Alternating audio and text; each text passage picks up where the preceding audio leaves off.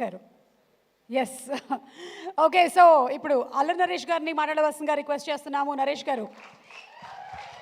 అందరికీ నమస్కారం అండి. కంగారు పడకండి, ఇప్పటికే 10:30 అయింది. అందరికి ఆకలి వేస్తుంది, దాహం వేస్తుంది, అర్థమైంది. ఎక్కువసేపు మాట్లాడను, చాలా షార్ట్గా స్వీట్గా మాట్లాడేసి ముగించేస్తాను. ముందుగా ఇక్కడికి వచ్చిన అంటే ఇది నాకు ఇవాళ మా సక్సెస్ అది ప్రీ రిలీజ్లా లేదండి, ఏదో సక్సెస్ మీట్కి ఇంతమంది డైరెక్టర్స్ వచ్చారు. డైరెక్టర్స్ అసోసియేషన్ డేలా ఉంది. థ్యాంక్ యూ కార్తిక్ గారు, థ్యాంక్ యూ వశిష్ఠ గారు, థ్యాంక్ యూ విజయ్ గారు, థ్యాంక్ యూ మారుతి గారు, అలాగే థ్యాంక్ యూ సార్ అందరూ, వంశీ గారికి, అందరికీ. నాకు కమిటీ కూరలు చాలా బాగా నచ్చిందండి, మేము ఫస్ట్ టైం కలవటం. సో ఇక్కడికి వచ్చిన వాళ్ళు అందరూ చాలా కష్టపడి అంటే సినిమా మీద ప్యాషన్ తోటి వచ్చారు. సో ఇక్కడికి అంటే ఇందాక ఎవరు అన్నారు, నా మీద ప్రేమతో కాదండి, సుబ్బు గారి మీద ప్రేమతోటి, రాజా గారి ప్రేమతోటి వచ్చారు వీళ్ళందరూ. సో ఎవరి మీద ఇచ్చినా కూడా సినిమా కోసం అందరూ వచ్చి సపోర్ట్ చేయటం, మారుతి గారు వీళ్ళందరూ, త్రినాథరావు గారు వాళ్ళందరూ వచ్చి సపోర్ట్ చేయటం చాలా ఆనందంగా ఉంది. ముఖ్యంగా టెక్నీషియన్స్ నుంచి మొదలు పెడతానండి. రిచర్డ్ గారు సార్, రిచర్డ్ సార్ అంటే నేను తమిళ్లో చెప్తానండి, ఆయన తమిళ్లో ఇది ఉంటుంది. హైదరాబాద్లో వీడు వాగికోంగ సార్, ఇంకా మీరు మెడ్రాస్ వెళ్ళలేదు, హైదరాబాద్లో సెటిల్ అయిపోతున్నారు మీరు ఈ సినిమాతోటి. One of the finest cameraman అండి.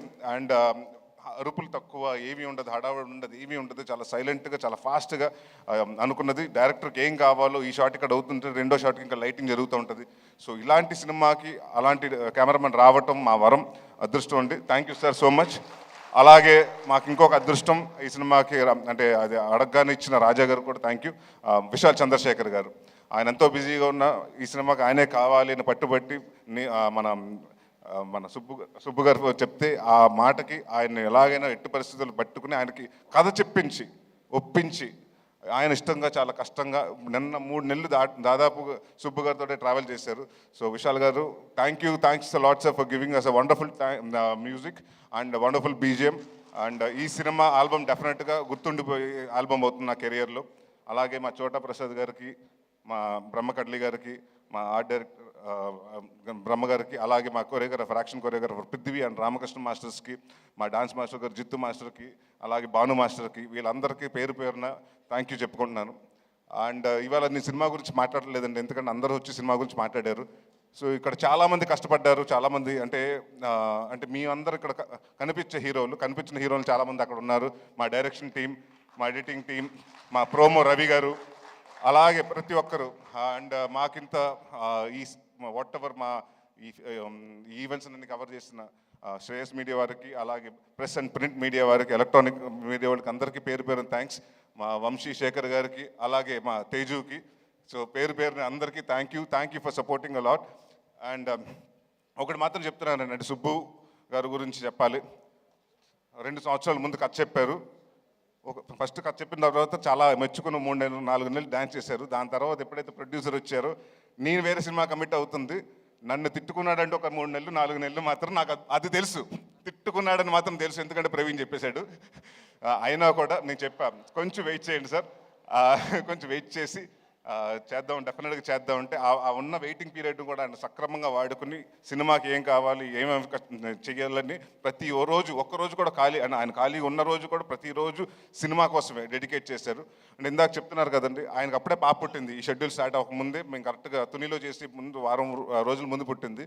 ఒకరోజు క్యాజువల్గా షూటింగ్ అయిపోయాక వెళ్తుంటే, ఏంటంటే ఇంటికైనా పాప కూడా ఉన్నట్టున్నారు కదా, వెళ్తున్నారు ఇంటికి వెళ్ళిపోతున్నారు అంటే, లేదని హోటల్కి వచ్చేస్తున్నాను. అదేంటంటే చంటి పాప మొన్నే కదా పుట్టింది, ఎవరైనా పేరెంట్స్ వెళ్తారంటే, సార్ మన ఎక్కడ బాగుంటేనే దాని జీవితాంతం బాగా చూసుకోగలుగుతాను అన్నాడు.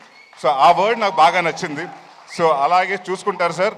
అండ్ ఇందాక మీరు చెప్పారు మీ అమ్మగారికి క్షమాపణ లేక అని, అంటే డెఫినెట్గా నాకు మనస్ఫూర్తిగా గట్ ఫీలింగ్ చెప్తుంది, ఆవిడ అది యాక్సెప్ట్ చేశారు. అది ఈ సినిమాని పెద్ద హిట్ ఇచ్చి మీకు అది అప్రూవ్ చేస్తారు. సో మీకు తెలుస్తుంది. అండ్ అలాగే ఇక్కడికి వచ్చిన సంయుక్త గారికి, కిరణ్ గారికి చాలా థ్యాంక్స్. కిరణ్ ఈ మధ్య మొన్న తర్వాత ఫోన్ చేయటం కుదరలేదు నాకు, సినిమా చూసిన తర్వాత. వన్ ఆఫ్ ద అంటే చాలా నాకు క్లైమాక్స్ మాత్రం ఎక్స్ట్రాడినరీగా నచ్చింది. And your performance was really good.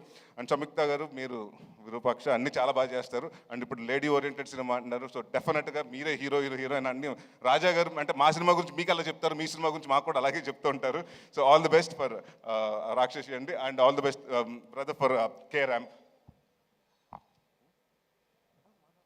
ఉంది సార్, అయిపోలేదు. ఆయన గురించి కొంచెం 2 నిమిషాలు ఎక్కువ మాట్లాడమంటున్నాడు.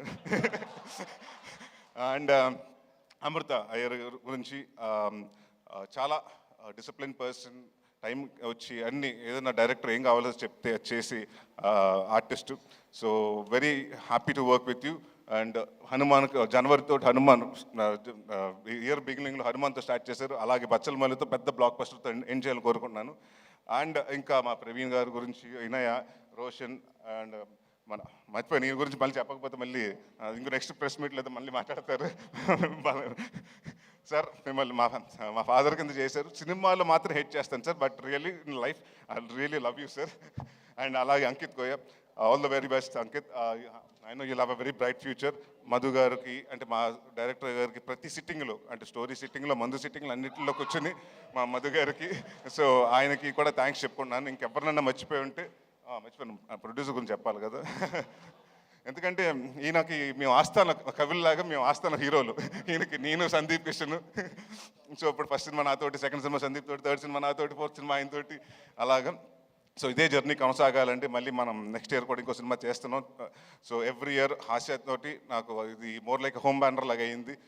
ఏది అడిగితే అది ఫస్ట్ నీ కథ చెప్పిన తర్వాత, సార్ ఈ సినిమా కొంచెం అంటే సీజీలు ఇవన్నీ వద్దు సార్, రియలిస్టిక్ లొకేషన్స్కి వెళ్దాం, ఒక 95లో జరిగేది 2005లో జరిగే కదా, సో రియలిస్టిక్ లొకేషన్స్కి వెళ్దాం అని చెప్తే, నాకు మంచి కెమెరామెన్, మంచి టెక్నీషియన్స్ కావాలంటే ఈ సినిమా దానికి అది మాత్రం తగ్గను. ఎవరి కోసం తగ్గాలి, ఎందుకు తగ్గాలని అక్కడ మొదలు పెట్టాను రాజా గారికి టెక్నీషియన్స్తో పాటు. ఇంకా అక్కడి నుంచి ఆయన అడిగింది ప్రతిదీ ఇచ్చారు. అండ్ ఇంకొక చాలా ఆనందంగా షూటింగ్ చేసామండి, ఎందుకంటే 90% ఆయన రాలేదు అక్కడ కాబట్టి. ఆయన హైదరాబాద్లో ఉండేవారు, మీ తునిలో చేసుకుంటే ఏంటి ప్రొడ్యూసర్ రావట్లేదంటే వేరే సినిమా జరుగుతుంది సార్, ఇంకో సినిమాకి సిట్టింగ్ జరుగుతుంది సార్, ఇంకో హీరోని కలుస్తున్నారు సార్ అని. సో ఇలాగే చాలా బిజీగా ఉంటూ, అంటే నేను ఏదో లాస్ట్ సినిమా అప్పుడు కూడా చెప్పాను, చిన్న సినిమాలో దిల్ రాజు గారు అని, ఇప్పుడు దిల్ రాజు గారి స్థాయిలో మీరు రావాలి, మీ బ్యానర్ కూడా పెద్ద బ్యానర్ అవ్వాలి సార్.